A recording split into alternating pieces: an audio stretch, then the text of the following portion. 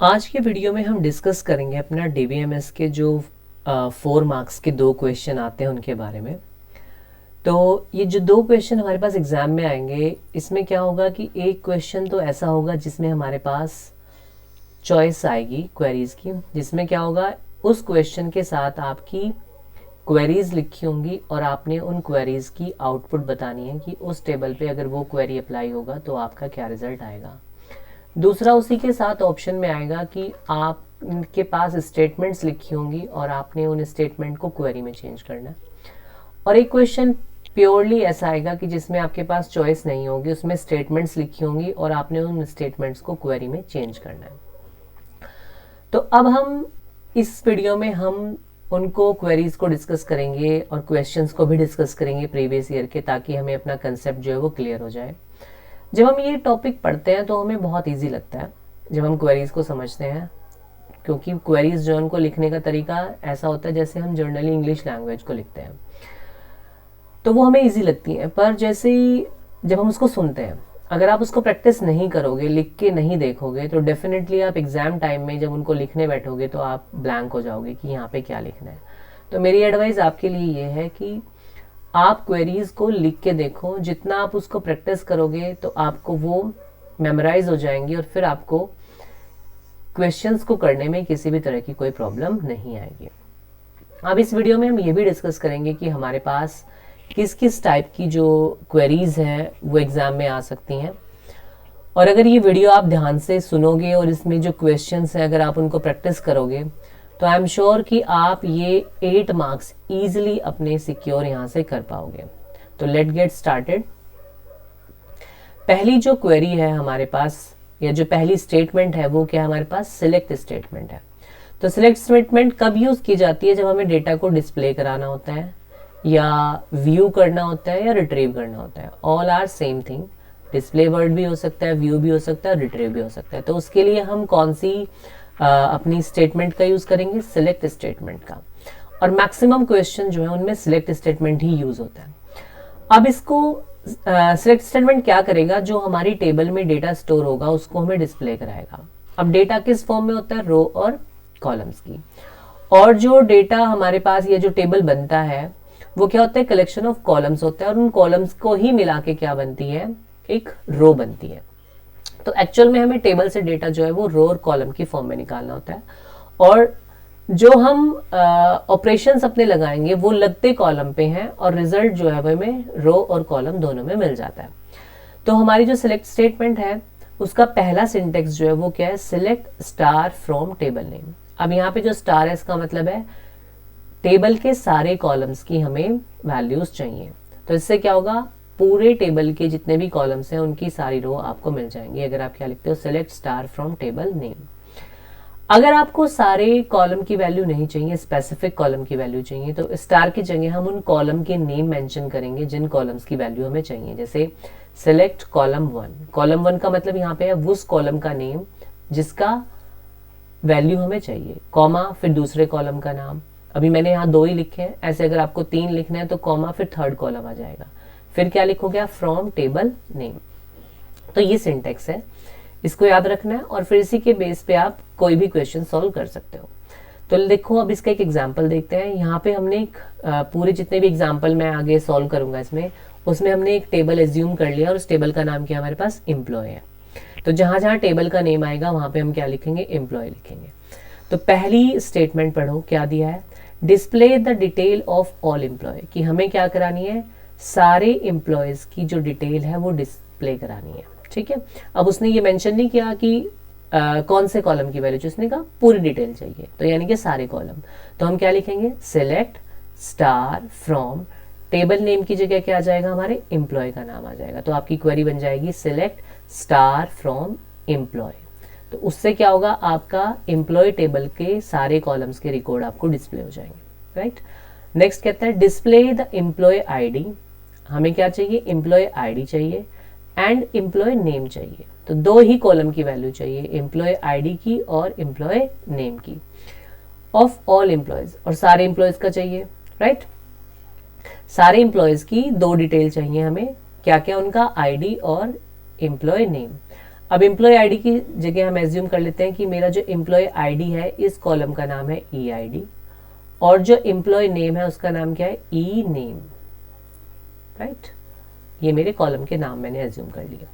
तो अब क्वेरी बनेगी सिलेक्ट, कॉलम 1 की जगह क्या आ जाएगा, ई आईडी, तो सिलेक्ट ई आईडी कॉमा, कॉलम 2 की जगह आ जाएगा ई नेम फ्रॉम, टेबल नेम क्या है हमारे पास, एम्प्लॉय, तो क्वेरी बनेगी select E ID comma E name from employ. तो इससे क्या होगा, जितने भी एम्प्लॉयज थे उन सबके 2 कॉलम के रिकॉर्ड हमारे पास आ जाएंगे, और वो कॉलम कौन कौन से हमारे पास, एम्प्लॉय आईडी है और एम्प्लॉय नेम है, राइट। ऐसे आप अपनी सेलेक्ट स्टेटमेंट को यूज करोगे। For all column values you will use a asterisk sign, और अगर स्पेसिफिक कॉलम की वैल्यू चाहिए तो you will mention the name of that columns जिनका वैल्यू आपको चाहिए। अब नेक्स्ट आते हैं, नेक्स्ट है हमारे पास वेयर क्लॉज। तो वेयर क्लॉज को हम अपनी किसी भी स्टेटमेंट के साथ यूज कर सकते हैं, ये सिलेक्ट के साथ भी यूज होगा, डिलीट के साथ भी यूज होगा, अपडेट के साथ भी यूज होगा। अब इसका काम क्या होता है, ऑल्टर के साथ भी यूज कर सकते हो आप इसको। तो इसका सॉरी ऑल्टर के साथ यूज नहीं होगा, ये आपका डीएमएल कमांड के साथ यूज होगा, इंसर्ट के साथ और अपडेट के साथ, डिलीट के साथ और सिलेक्ट के साथ ही आप इसको यूज कर सकते हो। अब ये क्या करेगा, वेयर क्लॉज कंडीशन देने के लिए काम आएगा। तो यहाँ पे क्या बोला है कि this clause is used to filter the data. ये क्या करेगा, हमारी टेबल में से स्पेसिफिक डेटा को फिल्टर करेगा। और कौन से डेटा को फिल्टर करेगा, where the given condition match, जहां पे हमारी कंडीशन मैच करेगी, जो कंडीशन हमने वेयर क्लॉज के साथ दी होगी, जहां पे वो कंडीशन मैच कर जाएगी वही रिकॉर्ड्स हमें अपने डिस्प्ले हो जाएंगे, राइट। अब जब कंडीशन आप देते हैं तो हमारे पास 4 तरह के हम अपने रिलेशनल ऑपरेटर का यूज करेंगे। जब इक्वल टू की कंडीशन होगी तो आप इक्वल टू का साइन यूज करोगे, जब लेस देन इक्वल टू की कंडीशन होगी तो आप ये वाला साइन यूज करोगे, जब ग्रेटर देन इक्वल टू की कंडीशन होगी तो आप ये साइन यूज करोगे। एक हो सकता है नॉट इक्वल टू, तो नॉट इक्वल टू के लिए आपने क्या यूज करना है, एक्सक्लेमेटरी साइन और उसके साथ इक्वल टू लगाना है। तो ये साइन होता है हमारे पास नॉट इक्वल टू का, ठीक है। अब देखते हैं इसका सिंटेक्स क्या होता है। यहां तक तो ये वाला पार्ट बिल्कुल सेम है जो हमने ऊपर अभी पढ़ा था सिलेक्ट के साथ। तो क्या लिखेंगे हम, select star from table name where condition, फिर उसके बाद कंडीशन मेंशन करेंगे। तो जब भी आप कंडीशन लिखोगे तो कंडीशन हमेशा किस पे लगेगी, कॉलम पे लगेगी। तो यहाँ पे कंडीशन जब हम देंगे तो यहाँ पे पहले क्या लिखेंगे, कॉलम का नेम, जो भी कॉलम का नेम है वो लिखेंगे, और फिर उसके बाद वैल्यू लिखेंगे जिस वैल्यू से हमें डेटा को फिल्टर करना है। अगर इक्वल टू से करना है तो इक्वल टू लगा के वैल्यू लिख देंगे यहाँ पे, और अगर ग्रेटर देन लगाना है साइन तो यहाँ पे इक्वल टू की जगह ग्रेटर देन का साइन आ जाएगा फिर वैल्यू, या लेस देन का साइन, अगर लेस देन पे फिल्टर करना है डेटा को तो less than equal to value, या खाली लेस देन करना है तो लेस देन लगा सकते हो, इक्वल टू की जरूरत नहीं है। अगर उसने बोला लेस देन या लेस देन इक्वल टू बोला है फिर लेस देन के साथ आप इक्वल टू भी मेंशन करोगे, सेम ग्रेटर के साथ होगा। ऐसे ही वो कहता है नॉट इक्वल टू, तो आप ये साइन लगा के वैल्यू लिखोगे। जब आप वैल्यू लिखोगे यहाँ पे तो आपने देखना है कि वो वैल्यू इंटीजर टाइप की हो सकती है या वैरचर टाइप की है, कैरेक्टर टाइप की है। अगर वो वैल्यू है तो आप इंटीजर टाइप की वैल्यू है तो आप उसको बिना कोट्स के लिखोगे। अगर वो वैल्यू आपकी कैर टाइप की है तो आप उसको किस में लिखोगे, अपने कोट्स के अंदर लिखोगे, ठीक है। ये तो हो गया एस्ट्रिक फॉर ऑल कॉलम्स। अगर स्पेसिफिक कॉलम चाहिए तो एस्ट्रिक्स की जगह आप उन कॉलम के नेम को मेंशन कर दोगे, बाकी सारा चीज जो है वो सेम रहेगी। अब देखते हैं, टेबल वही सेम एम्प्लॉय है हमारे पास। Display the detail of all employees whose salary is 30,000। तो हमें क्या चाहिए, एम्प्लॉयज की डिटेल चाहिए जिन एम्प्लॉयज की सैलरी क्या है 30,000 है। तो अब हमारा जो क्वेरी बनेगी वो क्या बनेगी, select star from employ where, क्या सैलरी पे लगाना है, तो कॉलम का नेम क्या है, सैलरी, तो कॉलम नेम की जगह क्या आ जाएगा, सैलरी इज इक्वल टू 30,000। तो क्वेरी बनेगी हमारे पास select star from employ where salary is equal to 30,000। तो ये आपकी क्वेरी बन जाएगी। इस क्वेरी के बाद क्या होगा, आपके पास उन एम्प्लॉयज की डिटेल आ जाएगी जिनकी सैलरी एग्जैक्टली क्या है 30,000 है। अब नेक्स्ट क्वेरी पढ़ते हैं, देखो क्या कह रहा है, डिस्प्ले द एम्प्लॉय आईडी। हमें क्या चाहिए, एम्प्लॉय आईडी चाहिए एंड एम्प्लॉय नेम भी चाहिए of all employees whose salary is more than 35,000।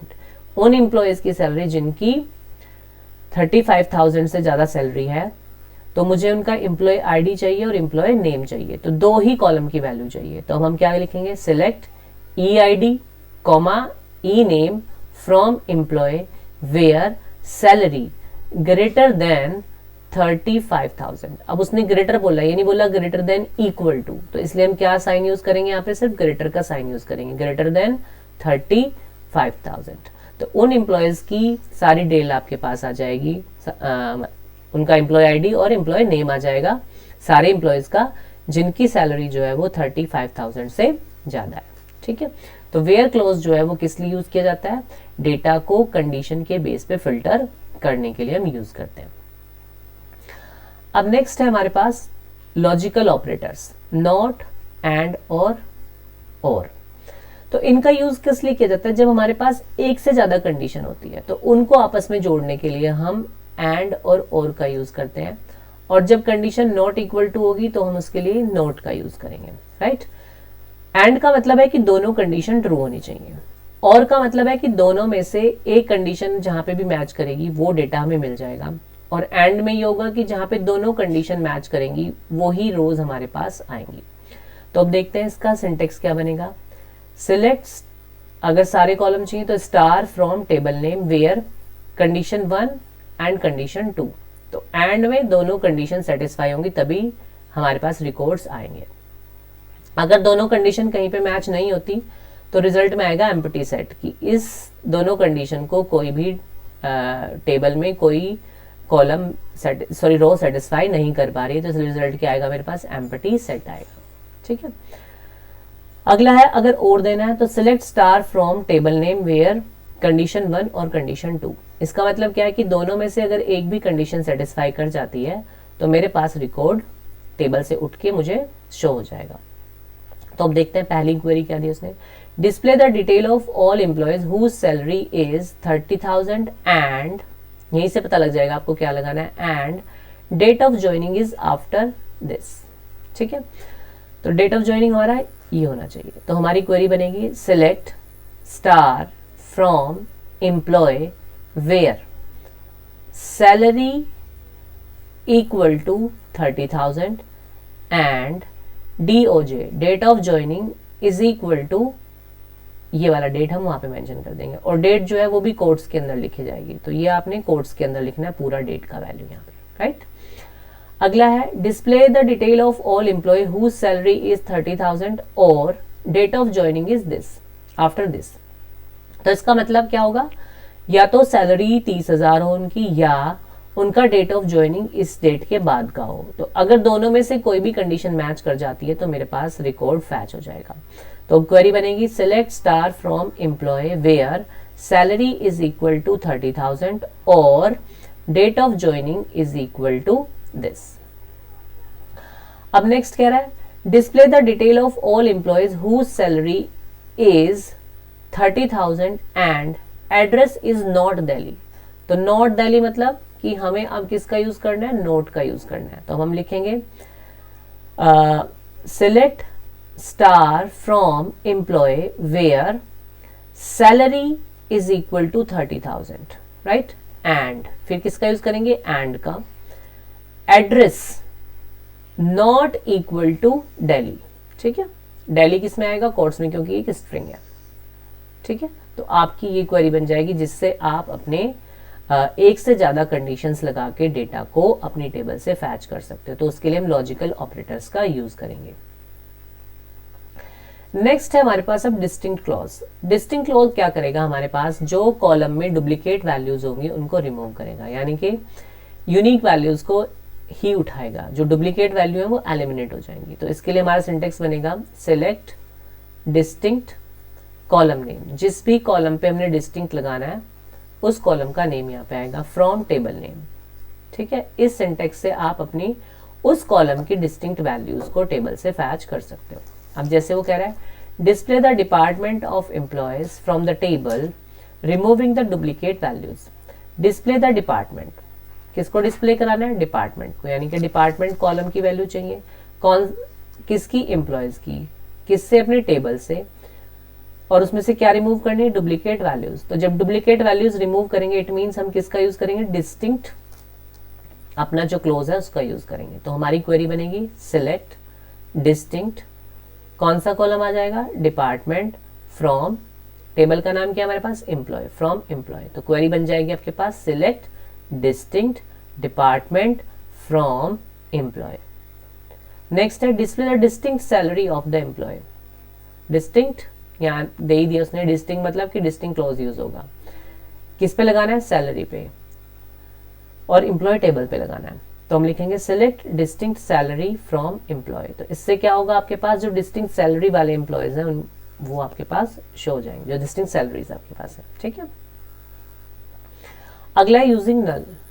नल से क्या होगा, जहां जहां पे नल वैल्यू है वो डेटा अगर मुझे उठाना है तो उसके लिए हम किसका यूज करेंगे, अपने नल का यूज करेंगे। अब इसका सिंटेक्स बनेगा आपके पास select star from table name, where के साथ ही यूज होगा क्योंकि कंडीशन में देना पड़ेगा मुझे, where column name is equal to null. जैसे वो कह रहा है display the department of employees, किसको डिस्प्ले कराना है, डिपार्टमेंट को डिस्प्ले कराना है, किसके, एम्प्लॉयज के, from the table whose bonus is null, जिनका बोनस क्या हमारे पास नल है, उन एम्प्लॉयज का डिपार्टमेंट हमारे पास आना चाहिए। तो सिर्फ एक कॉलम चाहिए डिपार्टमेंट, तो यहाँ एस्ट्रिक्स की बजाय हम किसका क्या लिखेंगे, डिपार्टमेंट लिखेंगे। तो क्वेरी बनेगी select department from employ where bonus is equal to null. तो उससे क्या होगा, हमारे पास वो डिपार्टमेंट हमारे पास शो हो जाएंगे जिनका बोनस क्या लगा, हमारे पास नल लगा है। एक हो सकता है फिर नोट नल, तो उस केस में आपने क्या करना है, नल से पहले नोट नल लगा देना। तो इसमें क्या होगा, जिनकी वैल्यू नल है वो शो नहीं होंगे, उसके अलावा बाकी शो हो जाएंगे जो नोट नल है। जैसे select star from table name where column name is equal to not null. अब वो कह रहा है display the department of employees from the table whose bonus is not null. अब मुझे फिर से क्या करना है, डिपार्टमेंट शो करना है, किसका, उन एम्प्लॉयज का जिनका बोनस क्या है, नल नहीं है। तो अब क्वेरी बनेगी सिलेक्ट स्टार फ्रॉम टेबल का नेम, टेबल नेम क्या है, employ, where department is equal to not null. तो उससे क्या होगा, मेरे पास वो सारे डिपार्टमेंट शो हो जाएंगे जिनका बोनस नल नहीं है। अगला है फिर इन और नॉट इन। इन और नॉट इन का यूज हम कब करते हैं, जब हमारे पास क्या होती है, एक से ज्यादा वैल्यूज को हमें लिस्ट में से मैच करना होता है, तो उसके लिए हम किसका यूज करते हैं, इन का। तो इनमें से क्या होगा, इन लगाने से उस लिस्ट के अंदर जो जो वैल्यू आप मेंशन करोगे उन सब वैल्यूज के लिए रिकॉर्ड मुझे आ जाएंगे। और नॉट इन में क्या होगा, जो वैल्यू आप उसके अंदर लिखोगे उनको छोड़ के बाकी सारे रिकॉर्ड्स आ जाएंगे। ठीक है, अब देखो यहाँ पे क्या कह रहा है, सिंटेक्स बनेगा इसका select star from table name where column name in, और लिस्ट के अंदर हम यहाँ पे कॉलम अपने स्मॉल ब्रैकेट्स का यूज करके यहाँ पे वो वैल्यू मेंशन कर देंगे जिनका रिकॉर्ड मुझे चाहिए। और नॉट इन में क्या आ जाएगा, वो वैल्यू आ जाएंगे जिनका रिकॉर्ड नहीं चाहिए। अब जैसे वो कह रहा है display the name department of the employees whose department is HR marketing और सेल्स। तो मुझे क्या चाहिए, उन एम्प्लॉयज का नेम और डिपार्टमेंट चाहिए जिनका डिपार्टमेंट क्या है, HR मार्केटिंग एंड सेल्स है। तो हम लिखेंगे select name comma department from employ where department in, और यहाँ पे सारे डिपार्टमेंट मेंशन कर देंगे कौन कौन से, HR comma marketing comma sales, और ये कोट्स के अंदर वैल्यू आएंगे क्योंकि ये स्ट्रिंग वैल्यूज हैं। तो यहाँ पे आप जब वैल्यू लिखोगे तो वो कोट्स के अंदर लिखनी है। ये इसको आप दूसरे तरीके से भी कर सकते हो, अगर इनसे नहीं करना है तो आप इसमें और का यूज करोगे। तो आप क्या लिखोगे, select star from employ where, कौन से कॉलम पे लगाना है, department, department equal to HR। ठीक है, फिर लिखोगे और फिर से सेम चीज डिपार्टमेंट इक्वल टू, फिर अगला डिपार्टमेंट मेंशन करोगे कौन सा है, मार्केटिंग, फिर कॉमा सॉरी और फिर से डिपार्टमेंट इज इक्वल टू, अगला डिपार्टमेंट कौन सा है हमारे पास, सेल्स, इक्वल टू सेल्स और कॉमा। अब देखो मुझे और कंडीशन 3 बार यूज करनी पड़ी, तो उससे बचने का तरीका क्या है कि सेम और कंडीशन बार बार ना लिख के हम क्या कर सकते हैं, एक लिस्ट ऑफ वैल्यूज यहाँ पे बना सकते हैं और इनका हम यूज कर सकते हैं, जिससे हमें और कंडीशन बार बार नहीं लिखनी पड़ेगी। नेक्स्ट कह रहा है display the name comma department of employees whose department is not HR, marketing और सेल्स, कि उन एम्प्लॉयज का मुझे नेम और डिपार्टमेंट चाहिए जिनका डिपार्टमेंट HR, मार्केटिंग और सेल्स नहीं है। तो अब किसका यूज करेंगे, नॉट इन का यूज करेंगे।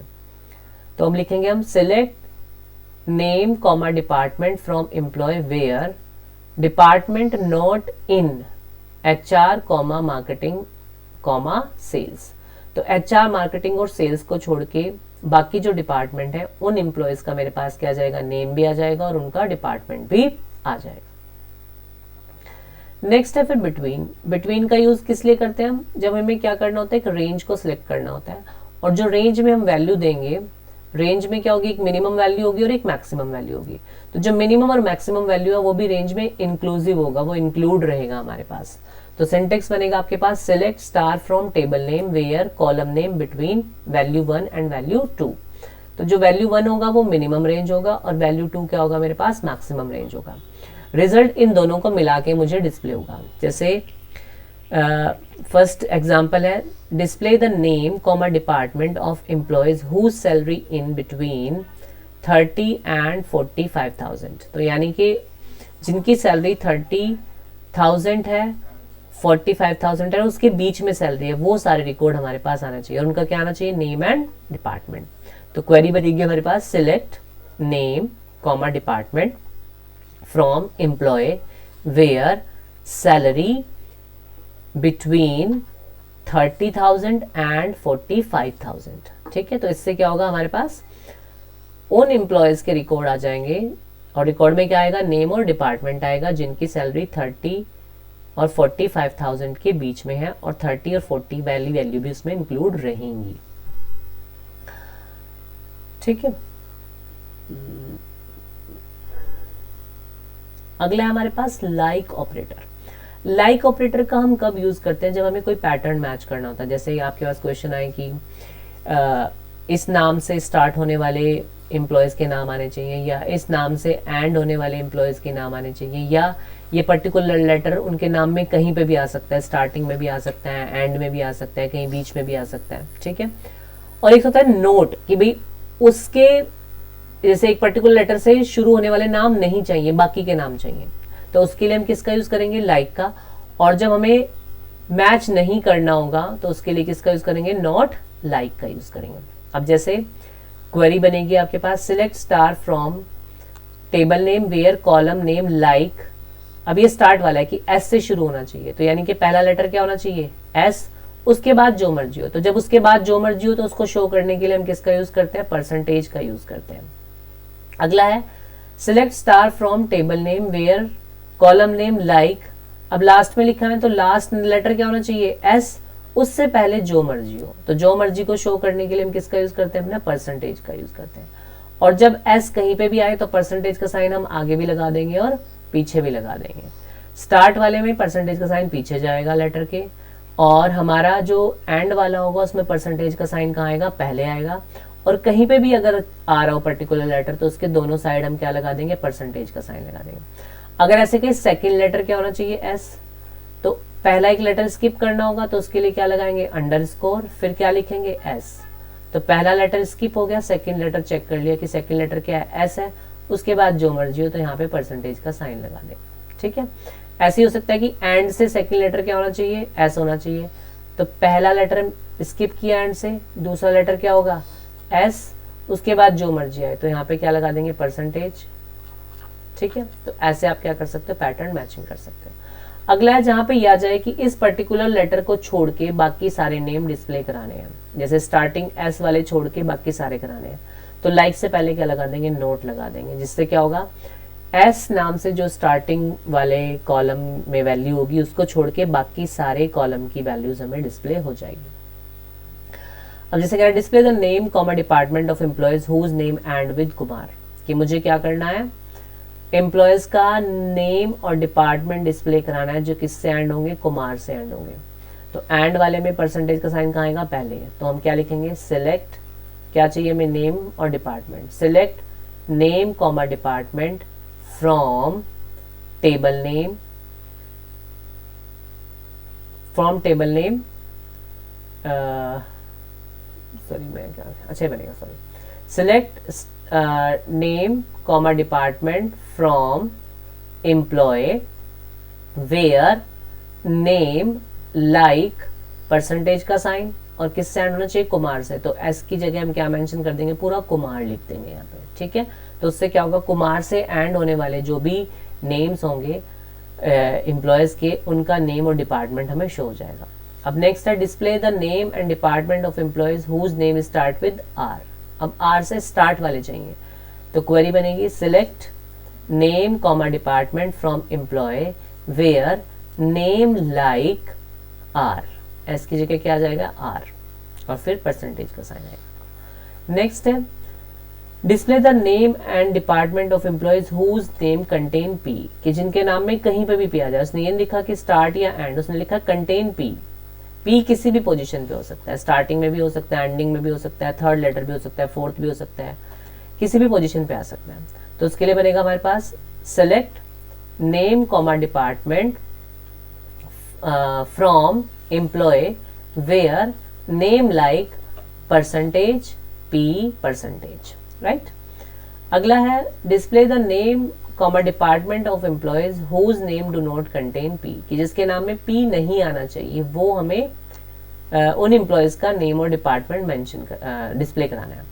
तो बनेगा select name comma department from employ where name not like P contain है, तो दोनों साइड आप उसमें क्या लगाओगे, परसेंटेज का साइन और पी लिख दोगे यहाँ पे। तो उससे क्या होगा, जिसके नाम में कहीं पे भी पी आएगा वो एम्प्लॉयज का आपको नेम और डिपार्टमेंट शो नहीं होगा, बाकी उसको छोड़ के जितने भी होंगे उनका सबका नेम और डिपार्टमेंट आपके पास आ जाएगा। नेक्स्ट है ऑर्डर बाय। ऑर्डर बाय का यूज हम कब करते हैं, जब हमें डेटा को कहीं पे असेंडिंग या डिसेंडिंग ऑर्डर में अरेंज करना होता है। बाय डिफॉल्ट हमारा डेटा जो है वो असेंडिंग ऑर्डर में अरेंज होगा अगर हम मेंशन नहीं करेंगे। अगर आप असेंडिंग लिखना भी चाहते हो तो ASC आप लिख सकते हो, वैसे बाय डिफॉल्ट आपका वो असेंडिंग ऑर्डर में होता है। अगर नहीं भी लिखोगे तब भी असेंडिंग में आपके पास रिजल्ट आएगा। तो क्वेरी बनेगी इसकी select star from table name order by column name. जिस कॉलम के डेटा को आपने असेंडिंग या डिसेंडिंग ऑर्डर में लगाना है, पहले ऑर्डर बाय लिखोगे फिर उस कॉलम का नेम आ जाएगा। अगर असेंडिंग में चाहिए तो आपको कुछ भी लिखने की जरूरत नहीं है, आपका डेटा असेंडिंग ऑर्डर में रहेगा। अगर फिर भी आपको लिखना है असेंडिंग, तो यहाँ पे कॉलम नेम के बाद आप क्या लिख दोगे, ASC, और फिर बाद में क्या लगाओगे, आप सेमी कॉलन लगाओगे। अगर डिसेंडिंग ऑर्डर में चाहिए तो कॉलम नेम के बाद आपने क्या लगाना है, DESC, जिससे क्या होगा, डेटा आपका डिसेंडिंग ऑर्डर में अरेंज हो जाएगा। अब पहला क्वेरी एग्जांपल देखते हैं क्या कह रहा है। Display the all record of employees in ascending order of their salary. किसके अकॉर्डिंग लगाना है, सैलरी के, यानी कि कॉलम कौन सा चूज करना है, सैलरी। सारा डेटा चाहिए तो हाँ एस्ट्रिक्स का साइन आएगा, और कौन से टेबल से चाहिए, एम्प्लॉय टेबल से। तो हमारी क्वेरी बनेगी select star from employ order by salary, ठीक है। तो उससे क्या होगा, हमारा डेटा असेंडिंग ऑर्डर में अरेंज होकर सैलरी के अकॉर्डिंग हमें मिल जाएगा। नेक्स्ट है display the all records of the employees in descending order of their salary. अब उनकी सैलरी के अकॉर्डिंग कैसे लगाना है, उसको डिसेंडिंग ऑर्डर में लगाना है। तो क्वेरी बनेगी select star from employ order by salary DESC, ठीक है। तो DESC लगाने से क्या होगा, आपका जो सैलरी है वो डिसेंडिंग ऑर्डर में अरेंज हो जाएगी। सबसे पहले सबसे हाईएस्ट सैलरी, फिर से लोवेस्ट, और लास्ट में सबसे लोवेस्ट सैलरी आपके पास आ जाएगी, ठीक है। नेक्स्ट है group by clause. Group by clause क्या करता है, हमारे जो आइडेंटिकल कॉलम्स हैं उनको एक साथ ग्रुप करके उनकी वैल्यू शो करता है, और ग्रुप बाय के साथ हमेशा हमें किसका यूज करना होता है, एग्रीगेट फंक्शन का यूज करना होता है। इसका सिंटेक्स बनेगा सिलेक्ट कॉलम का नाम, जिस कॉलम के अकॉर्डिंग आपने ग्रुप बाय करना है, कॉमा एग्रीगेट फंक्शन, फिर यहाँ पे अपने सेकंड कॉलम का नाम, from table name, group by, ये जो कॉलम पहला आपने लिखा है वही यहाँ पे आपका लास्ट में आएगा, ठीक है। अब इसको बाद में पढ़ेंगे सेकंड को, पहले इसको देखते हैं। जैसे वो कह रहे हैं display the name and department and total number of employees whose salary is greater than 50,000 department wise. तो ये डिपार्टमेंट वाइज वर्ड जो है या ईच डिपार्टमेंट है, इसका मतलब ही ये है कि हमें क्या करना है, ग्रुप बाय का यूज करना है। क्या डिस्प्ले कराना है, नेम एंड डिपार्टमेंट डिस्प्ले कराना है and total number of employees. तो जब टोटल नंबर ऑफ एम्प्लॉयज हमें अपने शो कराने होंगे तो उसके लिए हम किसका यूज करेंगे, काउंट का यूज करेंगे। Of employees whose salary is greater than 50,000। कौन से चाहिए, जिनकी सैलरी क्या है 50,000 से ज्यादा है। और जब हमें कंडीशन देनी होती है तो उसके लिए हम किसका यूज करते हैं, हैविंग क्लोज का यूज करेंगे और उसके बाद हमारी क्या आएगी, कंडीशन आएगी। तो इसमें हमें हैविंग क्लोज का यूज करना पड़ेगा। अब हम लिखेंगे सिलेक्ट, क्या डिस्प्ले कराना है, name and department and total number of employees. तो name comma department, name comma department comma aggregate function कौन सा यूज करेंगे यहाँ पे, काउंट। तो आपकी जो क्वेरी है वो बनेगी सिलेक्ट,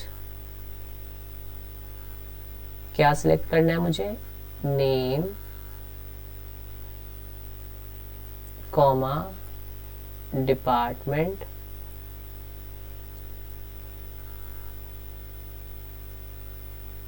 कॉमा काउंट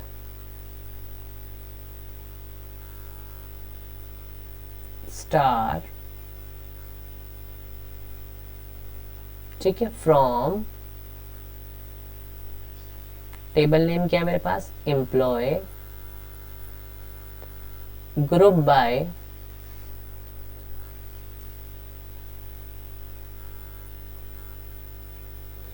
कैसे ग्रुप करने को कहा उसने, डिपार्टमेंट वाइज। तो ग्रुप बाय डिपार्टमेंट, फिर लिखेंगे हैविंग सैलरी ग्रेटर देन 50,000। तो क्वेरी बनी हमारे पास select name comma department comma count star. Count star क्यों कहा हमने, क्योंकि उसने टोटल नंबर कहा था प्रिंट कराने के लिए, तो हमें टोटल नंबर के लिए पहले काउंटिंग करनी पड़ेगी। तो काउंटिंग के लिए हमारे पास क्या होता है, count star from table name employee, group by, किससे करना है, ग्रुप बाय डिपार्टमेंट से, department having salary greater than 50,000। अब अगला देखो क्या करें, display the name comma department total number of employees whose count is 4, ठीक है, ऑफ ईच डिपार्टमेंट। तो पहले यहां से काउंट करेंगे और फिर उसी काउंट पे हमने क्या लगाना है, अपनी कंडीशन लगानी है। तो हमारी क्वेरी बनेगी सिलेक्ट, क्या सिलेक्ट करना है, name comma department comma count star from table name. Table name क्या हमारे पास, एम्प्लॉय, एम्प्लॉय ग्रुप बाय, किससे ग्रुप करना है, डिपार्टमेंट से, ग्रुप बाय डिपार्टमेंट हैविंग। अब डिपार्टमेंट की काउंटिंग किसके पास गई, काउंट स्टार के पास। तो हम क्या लिखेंगे, having count star whose count is 4, सिर्फ 4 वाले चाहिए, इज इक्वल टू 4, ना 4 से कम वाले चाहिए ना 4 से ज्यादा वाले। अगर वो बोलता कि 4 से ज्यादा वाले तो यहाँ पे ग्रेटर देन 4 लगा देते हैं, अगर 4 से कम वाले होता तो लेस देन 4, या वो कहता 4 और 4 से ज्यादा वाले तो क्या लगाते हैं वहां पे, वो sorry greater than equal to वाला। अगर कहता 4 और 4 से कम वाले तो लेस देन इक्वल टू का साइन आ जाता है आपका, ठीक है। नेक्स्ट है फिर हमारे पास ज्वाइन, और ज्वाइन की दो टाइप थी हमारे पास, equi join and natural join. Join कब यूज करेंगे हम, जब हमें 2 से ज्यादा टेबल से डेटा को फैच करना होगा, तब हम किसका यूज करेंगे, अपने ज्वाइंस का यूज करेंगे। और ज्वाइन हमारा तब लगेगा जब हमारी टेबल में एक कॉमन कॉलम होगा, ठीक है, यानी कि प्राइमरी की और फॉरेन की का कंसेप्ट यूज होगा। अब पहला हमारे पास इक्वी ज्वाइन। इक्वी ज्वाइन का सिंटेक्स हमारे पास बनेगा सिलेक्ट स्टार फ्रॉम पहली टेबल का नाम कॉमा दूसरी टेबल का नाम, वेयर टेबल 1 का नाम डॉट कॉमन कॉलम का नाम is equal to second table का नाम डॉट उसी आपके कॉमन कॉलम का नाम, और हम क्या लगाएंगे उसके बाद सेमी कॉलम। तो क्या क्वेरी बनेगी, select star from table 1 comma table 2 where table 1 dot common column का name is equal to table 2 common column का नेम। बड़ा ही इंपॉर्टेंट है ये। एक क्वेश्चन आपका ज्वाइन में से आएगा ही आएगा, एक क्वेश्चन आपका लाइक या ऑर्डर बाय में से आएगा, ठीक है। तो अच्छे से आपने इनको क्वेरीज को करना है। फिर है नेचुरल ज्वाइन। नेचुरल ज्वाइन में क्या बनेगा हमारे पास, select star from table 1 natural join table 2, ठीक है। ये मैं वैसे आपको पिछली वीडियोस ज्वाइन वाली उसमें डिटेल में डिस्कस कर चुका हूँ कि इक्वी ज्वाइन कैसे काम करेगा और नेचुरल ज्वाइन कैसे काम करेगा। अगर आपको नहीं ये चीज़ क्लियर तो पहले उस वीडियो को आप देखना, फिर आपको ये कंसेप्ट इजीली क्लियर हो जाएगा। इक्वी ज्वाइन में हमारे पास डुप्लीकेट कॉलम आता है और नेचुरल ज्वाइन में हमारे पास डुप्लीकेट कॉलम जो है वो एक बार आता है और इक्वी ज्वाइन में डुप्लीकेट कॉलम 2 बार हमारे पास, सॉरी जो कॉमन कॉलम है वो 2 बार आएगा, ठीक है। और इसमें कॉमन कॉलम जो है हमारे पास एक ही बार आता है, तो यानी कि इसमें डुप्लीकेसी होती है कॉलम की, इसमें डुप्लीकेसी नहीं होती है। फिर है हमारे पास update command, delete command. Update command जो है वो किसी रिकॉर्ड को अपडेट करने के लिए यूज होती है और जो डिलीट कमांड है वो किसी रिकॉर्ड को डिलीट करने के लिए यूज होती है। अपडेट कमांड भी बड़ी इंपॉर्टेंट है। जैसे इसका सिंटेक्स बनेगा आपके पास, अपडेट टेबल नेम सेट उस कॉलम का नाम जिसकी वैल्यू को आपने अपडेट करना है और वेयर कंडीशन दोगे जहां पे आपने उस रिकॉर्ड को चेंज करना है। अगर कंडीशन नहीं दोगे तो सारे रिकॉर्ड चेंज हो जाएंगे। अब जैसे लिखा है, increase the salary of employees with 10% whose salary is less than 40,000। तो हमें क्या करना है, सैलरी वाले कॉलम में हर एक एम्प्लॉय की सैलरी को 10% से इंक्रीज करना है। और कौन से एम्प्लॉयज की, जिनकी सैलरी जो है वो क्या है, लेस देन 40,000 है, ठीक है। तो अब हमारे पास जो क्वेरी बनेगी वो क्या बनेगी, अपडेट। इस टाइप का क्वेश्चन बहुत बार आता है क्योंकि इसमें थोड़ा सा जो ये सैलरी जैसे 10% से इंक्रीज करना है या बोनस 5% देना है या बोनस 10% देना है, तो उसमें थोड़ा सा लंबा फॉर्मूला लगता है, वो बताता हूँ कैसे हम लगाएंगे। Update table name, table name क्या है मेरे पास, एम्प्लॉय, तो मैंने यहाँ पे एम्प्लॉय लिख दिया। Update table name employee, set कौन से कॉलम की वैल्यू को सेट करना है, सैलरी को, सैलरी इज इक्वल टू, अब क्या करना है, सैलरी को 10% से बढ़ाना है। तो सैलरी में जब 10% बढ़ाएंगे तो पहले सैलरी का 10% निकालना पड़ेगा और वो फिर सैलरी में क्या हो जाएगा, ऐड हो जाएगा। तो हम पहले क्या लिखेंगे यहाँ पे, सैलरी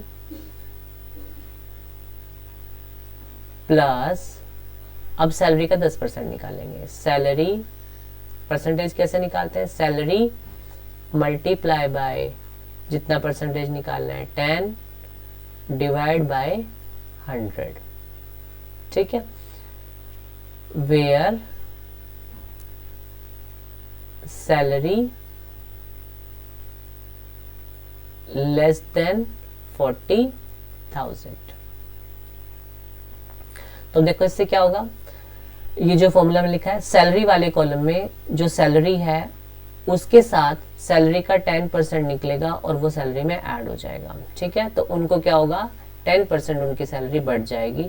और कहाँ पे बढ़ेगी, जिन जिन एम्प्लॉयज की सैलरी क्या है, 40,000 से कम है। जैसे अगर किसी पर्सन की सैलरी क्या है, 30,000 है, ठीक है। अब उसकी सैलरी 10% की बोनस के बाद कितनी हो जानी चाहिए, 33,000 हो जानी चाहिए।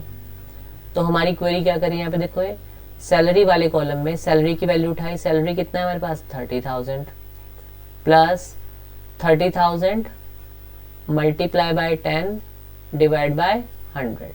ये ब्रैकेट में लिखना है आपने क्योंकि इसी का 10% निकालना है। अगर पूरे का 10 लिख दोगे तो क्वेश्चन गलत हो जाएगा आपका। 30,000 को 10 से मल्टीप्लाई किया डिवाइड बाय 100 किया तो कितना आ जाएगा, 3,000, वो इसमें ऐड हो जाएगा और वो वैल्यू को अपडेट कर देगा टेबल के अंदर। तो ऐसा ही फॉर्मूले वाला क्वेश्चन बहुत बार आता है। तो इस फॉर्मूला को आपने देखना है कैसे अप्लाई करना है। ऐसे अगर आता कि बोनस को 10% बढ़ा दो, जिनका बोनस क्या लगा था, 100 रुपए से कम लगा था, तो हम क्या करते फिर यहाँ पे सेट अपडेट टेबल का नाम, set bonus is equal to bonus plus bonus multiply by 10 divide by 100 where bonus is less than 100 rupees, ठीक है। अगली कमांड है हमारे पास डिलीट कमांड। डिलीट कमांड को हम किस लिए यूज करते हैं, अगर हमें अपनी टेबल से किसी रिकॉर्ड को डिलीट करना है। अगर स्पेसिफिक रिकॉर्ड को डिलीट करना है तो उसके साथ आप कंडीशन दोगे, अगर सारे रिकॉर्ड डिलीट करने हैं तो फिर ये वाला कंडीशन का पार्ट हट जाएगा, फिर आपकी क्वेरी बनेगी क्या, डिलीट फ्रॉम टेबल नेम। उससे क्या होगा, टेबल के जितने भी रिकॉर्ड है वो आपके डिलीट हो जाएंगे। अगर किसी पर्टिकुलर ये स्पेसिफिक डेटा को डिलीट करना है तो उसके लिए हमें कंडीशन देनी पड़ेगी। तो सिंटेक्स होगा हमारे पास delete from table name where condition. अब जैसे वो कह रहा है delete the record of employ whose ID is 7, तो यानी कि जिसकी आईडी 7 है उसके रिकॉर्ड को ही डिलीट करना है। तो क्वेरी बनेगी हमारे पास डिलीट फ्रॉम टेबल का नाम, टेबल हम कौन सा यूज कर रहे हैं, एम्प्लॉय का टेबल यूज कर रहे हैं। तो delete from employ where EID is equal to 7, तो हमारे पास जिसकी आईडी 7 होगी उस एम्प्लॉय का जो रिकॉर्ड है वो हमारे टेबल से डिलीट हो जाएगा। अब नेक्स्ट है हमारे पास ऑल्टर कमांड। ऑल्टर कमांड का यूज किस लिए किया जाता है, अगर टेबल का स्ट्रक्चर मॉडिफाई हमें करना है, जैसे कोई कॉलम को ऐड करना है, किसी कंस्ट्रेंट को ऐड करना है, किसी कॉलम के नाम को चेंज करना है, या कॉलम के डेटा टाइप को चेंज करना है, या उसके साइज को चेंज करना है, या किसी कॉलम को टेबल से डिलीट करना है। तो ये हमारे पास 4 तरह की कमांड्स हैं जो बनेंगी। पहला है किसी कॉलम को ऐड करना है तो वहां पे हम ऐड लिखेंगे, फिर कॉलम का नेम और उसका डेटा टाइप। अगर किसी कॉलम के डेटा टाइप को मॉडिफाई करना है, या उसमें कंस्ट्रेंट को ऐड करना है, या आपने उसका साइज चेंज करना है या डेटा टाइप चेंज करना है, तो उसके लिए मॉडिफाई वाले क्लोज का यूज करेंगे। अगर आपने कॉलम का नाम चेंज करना है फिर चेंज वाला यूज होगा। अगर कॉलम को टेबल से डिलीट करना है तो फिर ड्रॉप हम यूज करेंगे। सिंटेक्स ये मैं अपनी ऑल्टर कमांड वाली जो DDL कमांड हमने पढ़ी थी वहां डिटेल में डिस्कस कर चुका हूँ।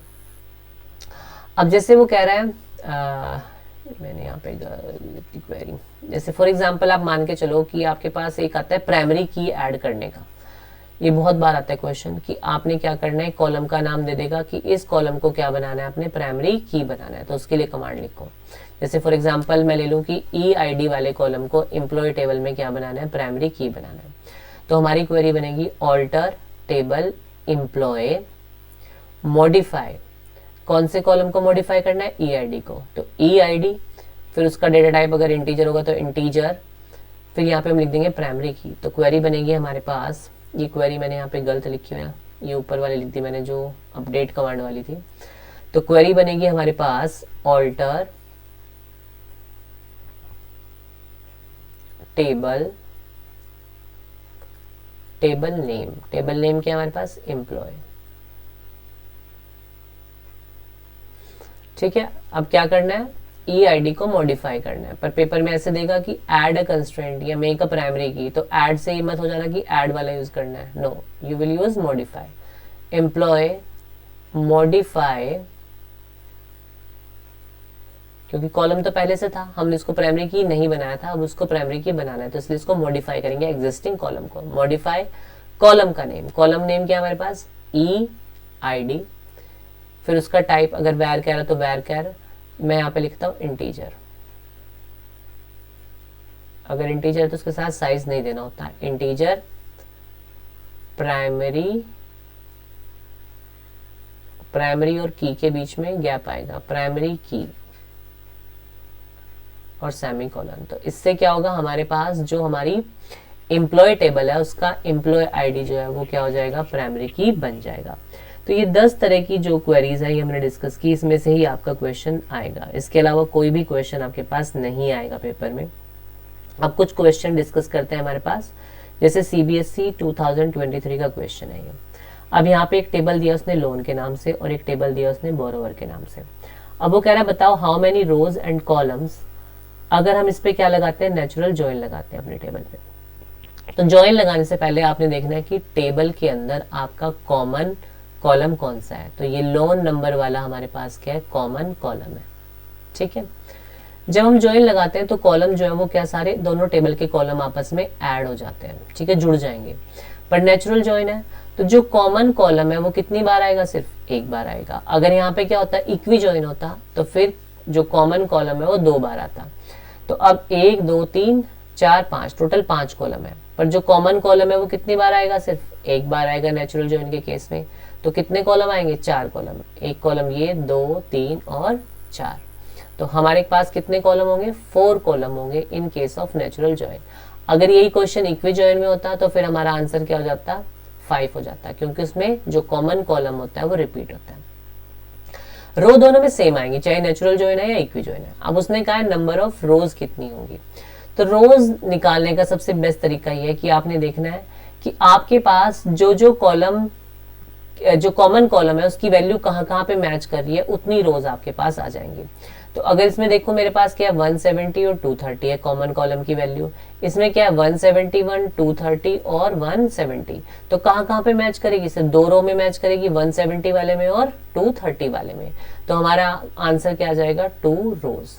तो रोज कितनी होंगी, 2 होंगी, ठीक है, दोनों में ही सेम आएंगी, बस कॉलम का डिफरेंस बढ़ेगा।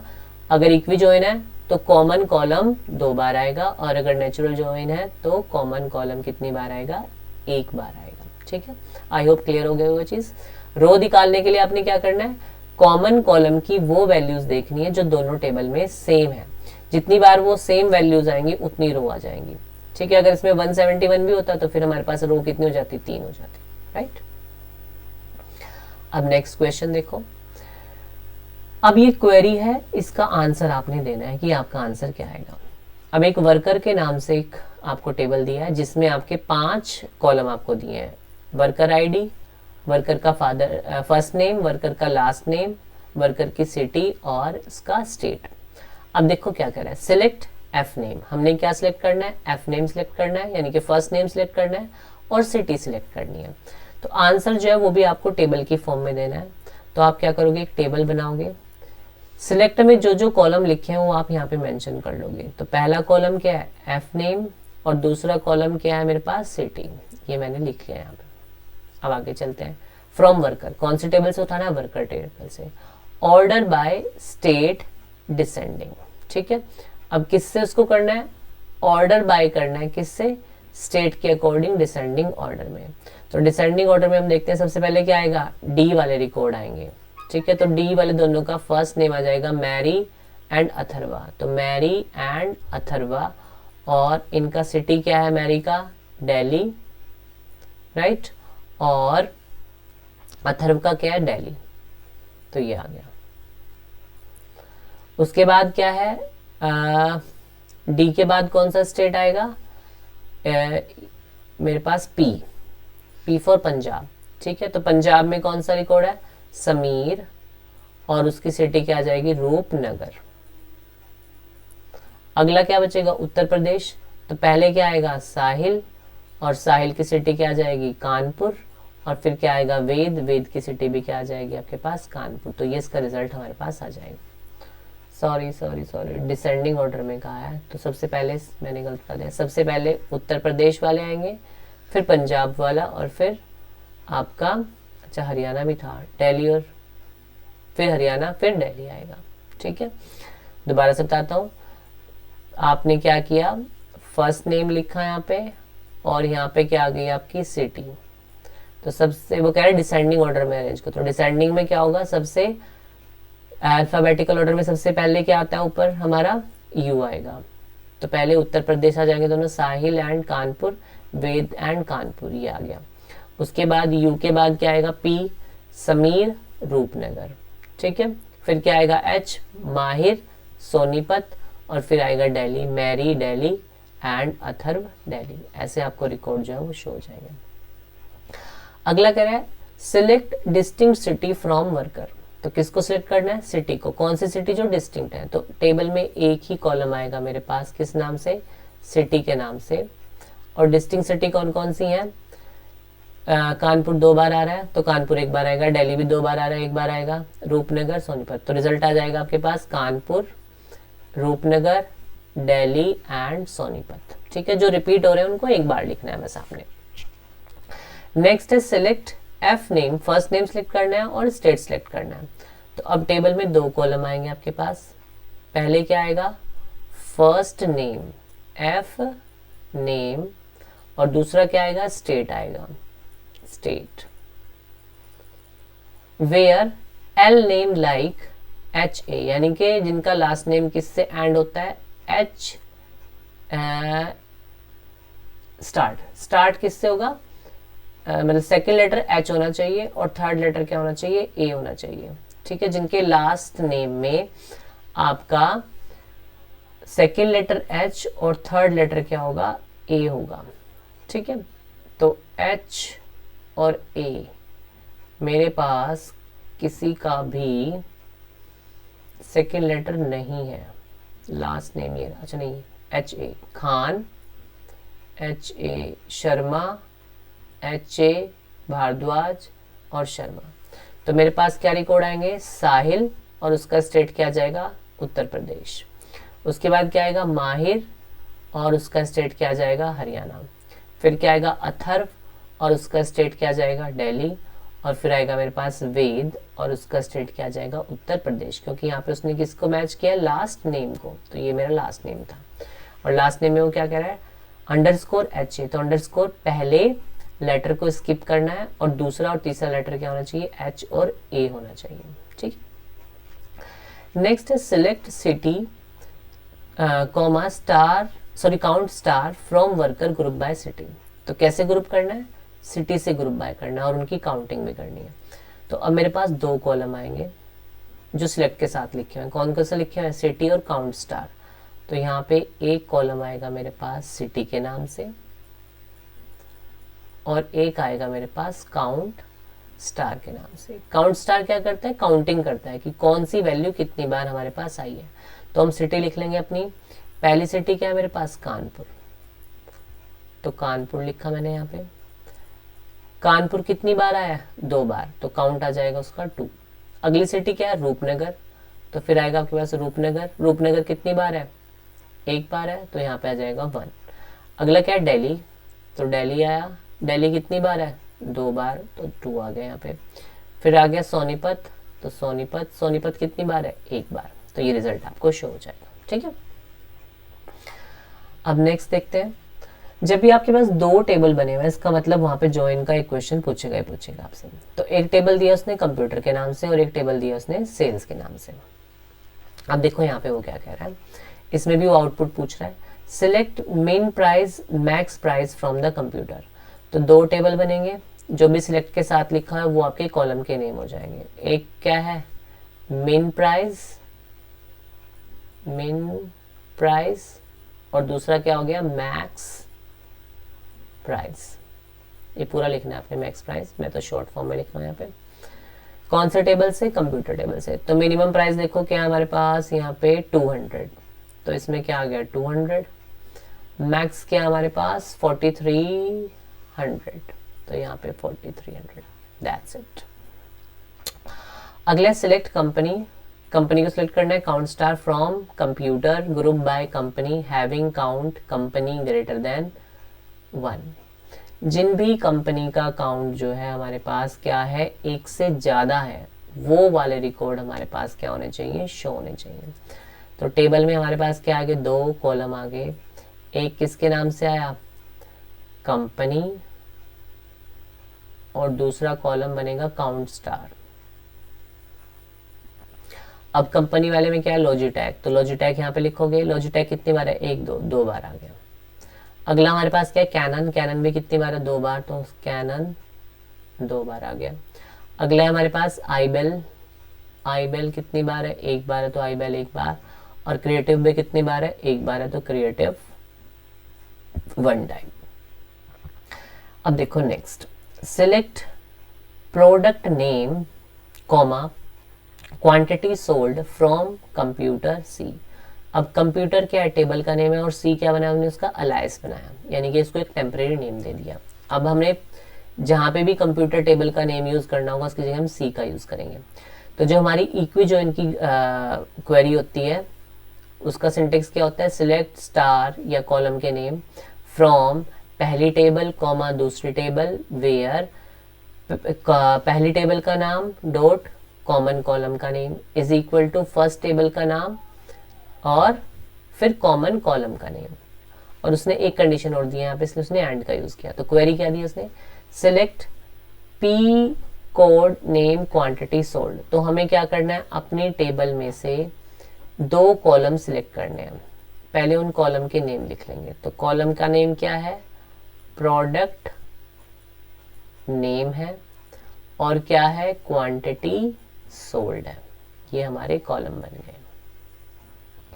कौन से टेबल से? कंप्यूटर टेबल सी से और सेल्स टेबल से। वेयर, अब देखो सी यहाँ पे अलाइस यूज किया, पूरा नेम ने लिख के कंप्यूटर हमने क्या लिख लिया? C. C dot P code is equal to S P code, जहां पे उनके पी कोड मैच कर रहे हैं। तो कौन कौन से मैच करेंगे? 1 मैच करेगा, ये मैच कर गया। 2 मैच करेगा, ये भी मैच कर गया। 3 मैच करेगा और 4 मैच करेगा। तो इनका क्या क्या उठाना है? P code. तो हमारे पास पी कोड 1, ये पूरा लिखोगे आप, P001, P002, P003, P004। ठीक है, अभी हाफ पूरा रिजल्ट नहीं बता रहा मैं, हाफ कंडीशन के लिए बता रहा हूँ भाई, यहाँ तक के लिए। अभी एंड वाला पार्ट नहीं देखा मैंने। उसके बाद क्या था यहाँ पे उनकी क्वांटिटी सोल्ड। तो P2 की क्वांटिटी कितनी सोल्ड हुई? P1 की 3, P2 की 4, P3 की 2 और P4 की क्या हुई? 2 सोल्ड बनी। ये हमने बना लिया। ये इतना यहाँ तक रिजल्ट आ गया। अब उसके बाद उसने क्या कहा? एंड टाइप इनपुट, कि उनका टाइप भी कैसा होना चाहिए? इनपुट होना चाहिए। तो P1 का टाइप कैसा है? इनपुट है। P2 का क्या है? आउटपुट है। P3 का क्या है? इनपुट है। P4 का भी क्या है? इनपुट है। तो यहाँ से इस टेबल में से P2 वाली एंट्री हमारी क्या हो जाएगी? डिलीट हो जाएगी। तो फाइनल रिजल्ट हमें क्या मिलेगा? P1, P3 एंड P4 वाला आपको मिलेगा। ठीक है, तो ऐसे आप पहले यहाँ तक बना लेना, अगर सेकंड कंडीशन दी होगी तो फिर उसको चेक कर लेना। अब देखो अगला क्या कह रहा है? Select P code company, P code चाहिए, कंपनी चाहिए, क्वार्टर चाहिए उनका कौन से टेबल से? कंप्यूटर टेबल से, सेल टेबल से, वेयर, जहाँ पे पी कोड क्या होगा? इक्वल होगा। अब यहाँ पे एक ही कंडीशन दी है, तो अब आपको फिर दोनों टेबल से डाटा उठाना है। मैच तो मुझे पता लग रहा है कहाँ कहाँ पे कर रहा है, मेरा सिर्फ 4 तक कर रहा है, 1 के लिए, 2 के लिए, 3 के लिए, 4 के लिए। अब उसमें क्या क्या चाहिए? पी प्रोडक्ट का नेम चाहिए, कंपनी चाहिए और उसका क्या चाहिए? क्वार्टर चाहिए।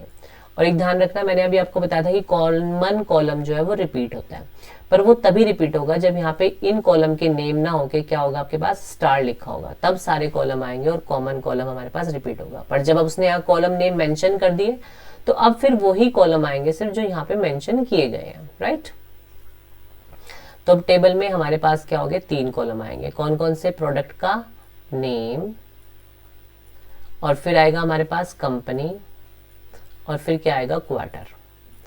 अब किस किस का उठाना है? ये तीनों प्रोडक्ट का। तो P001, P002, P003, P004 ही हो गया। साथ में क्या उठानी है? उनकी कंपनी। अब P1 की कंपनी क्या है? लॉजिटेक, वो यहाँ पे आ जाएगा। P2 की क्या है? कैनन, वो आ गया। P3 की क्या है? फिर से लॉजिटेक है, वो आ जाएगा। P4 की क्या है? आईबेल, वो आ गया। फिर क्या चाहिए? क्वार्टर चाहिए। तो P1 का क्वार्टर कितना है? 2, तो यहाँ पे 2 आ जाएगा। P2 का क्वार्टर कितना है? 1, तो 1 आ जाएगा। P3 का क्वार्टर कितना है? 2, वो आ जाएगा। और P4 का क्वार्टर कितना है? 1 है। सिर्फ यहाँ पे ना ये जो एंट्री आपको करी है कंफ्यूज करने के लिए ऊपर नीचे लिखे हैं, ताकि आप वहां से उसको एज इट इज कॉपी कर दो और क्वेश्चन में फिर गलत होने के चांस हो जाएंगे। तो आपने देखना है कि P1 का जो क्वार्टर है वही लिखना है। इसको ऐसे असेंडिंग ऑर्डर में फटाफट मत लिख देना कि ये 1 2 3 4, राइट, क्योंकि यहाँ पे एंट्री असेंडिंग ऑर्डर में है, यहाँ पे उसने वैल्यू रैंडम दी है। तो ध्यान से करना है बेटा, क्वेश्चन एग्जाम में आपने देखना है उसको।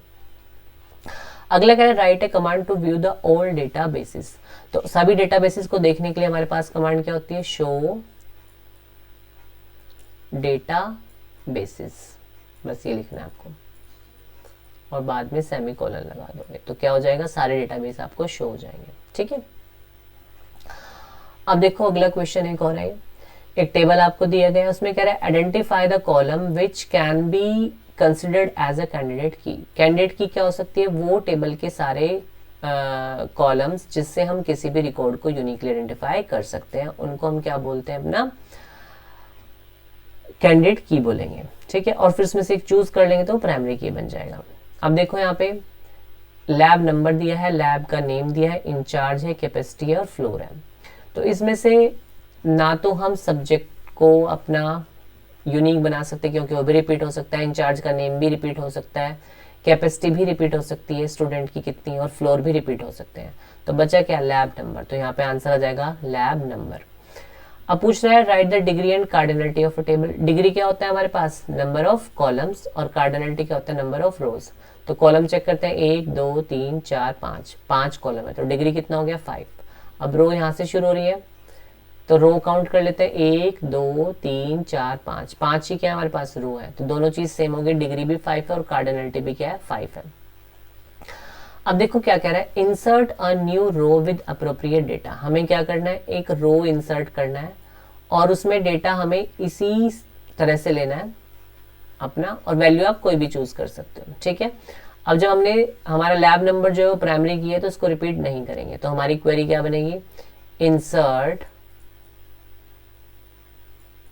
Into table name. टेबल का नेम क्या है हमारे पास, मेंशन किया होगा इसने यहाँ पे, table lab, table name, insert into table name lab, फिर क्या लिखेंगे, वैल्यूज, वैल्यूज, फिर ब्रैकेट शुरू करेंगे। अब ये देखो क्या है, नंबर्स का और अल्फाबेट का कॉम्बिनेशन है, इनकी अल्फा न्यूमेरिक वैल्यू है, तो इसको हम कोड्स में लिखेंगे। तो मैंने ले लिया L006 कॉमा, फिर क्या लेना है, लैब का नेम लेना है, तो आप एक ले लो कोई भी, फिजिक्स लैब ले लो, फिजिक्स में नहीं लिखा हुआ तो हमने क्या ले लिया, फिजिक्स। आप अपनी मर्जी से कोई भी नाम ले सकते हो, एस्ट्रोनॉमी लैब ले सकते हो आप, बायोटेक्नोलॉजी लैब ले सकते हो, ठीक है, आर्टिफिशियल इंटेलिजेंस लैब, आपकी मर्जी है, कोई भी आप लिख सकते हो, आईटी लैब लिख सकते हो, तो मैंने फिजिक्स लिया, फिजिक्स कॉमा, फिर इंचार्ज का नाम, ये भी अपनी मर्जी से हो सकता है, मैं लेता हूँ राजू, कि जो इंचार्ज है उसका कौन है, राजू है, कॉमा, फिर कैपेसिटी, कितनी कैपेसिटी, ये नंबर वैल्यू है तो इसको आप अपनी मर्जी से कुछ भी ले सकते हो, मैंने 30 ले ली इसकी कैपेसिटी, कॉमा, फिर क्या कहा उसने, अगला क्या हमारे पास, फ्लोर, तो फ्लोर में इसको फर्स्ट फ्लोर ले लेता हूँ, तो रोमन नंबर है तो इसको मैं कोट्स में लिखूंगा, ब्रैकेट बंद और सेमी कोलन। तो इससे क्या होगा, आपका एक रिकॉर्ड जो है वो टेबल के अंदर इंसर्ट हो जाएगा। अब देखो क्या करें, increase the capacity of all labs by 10 student which are on, कितना, फ्लोर 1 पेज में, तो कैपेसिटी को 10 से इंक्रीज करना है, तो यानी कि पहली वैल्यू में हमें 10 को क्या करना है, ऐड करना है, तो अपडेट कमांड लगेगी यहाँ पे, तो आप लिखोगे अपडेट, अपडेट टेबल का नेम, टेबल नेम क्या हमारे पास, लैब। अब मैंने पीछे भी आपको क्वेश्चन कराया था, ऐसे ही क्वेश्चन आते हैं अपडेट के, फिर क्या लिखेंगे हम, सेट, ठीक है, फिर हमारे पास कौन से, किसको इंक्रीज करना है, कैपेसिटी को, तो capacity is equal to capacity plus 10, capacity में किसको ऐड करना है, 10 को ऐड करना है, वेयर, कौन से, जहां पे क्या है, फ्लोर की वैल्यू क्या है, 1 है, where floor is equal to first floor, तो जहां जहां पे फर्स्ट फ्लोर होगा वो क्या करेगा, उन सबकी वैल्यू में 10 को ऐड कर देगा, ठीक है। तो ये फर्स्ट फ्लोर है, ये फर्स्ट फ्लोर है, यहाँ पे आ जाएगा 30, यहाँ पे आ जाएगा 25।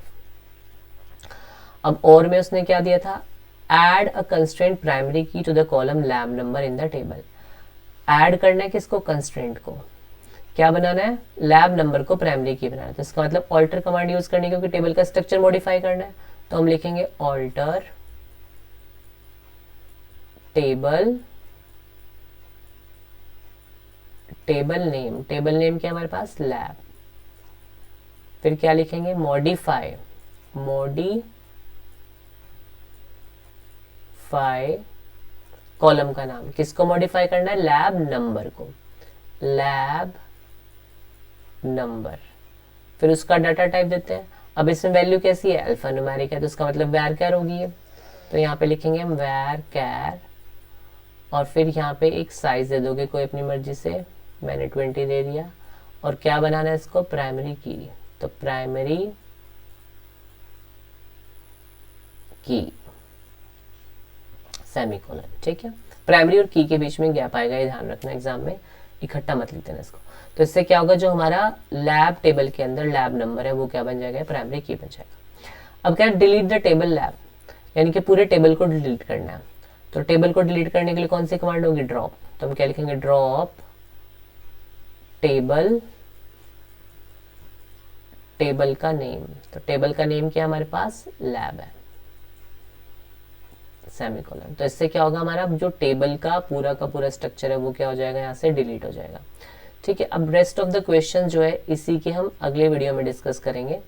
तो तब तक आप वो कंसेप्ट एक बार रिकॉल कर लो, सारे उनको पढ़ लो, फिर हम नेक्स्ट वीडियो में और क्वेश्चंस के ट्राई करेंगे।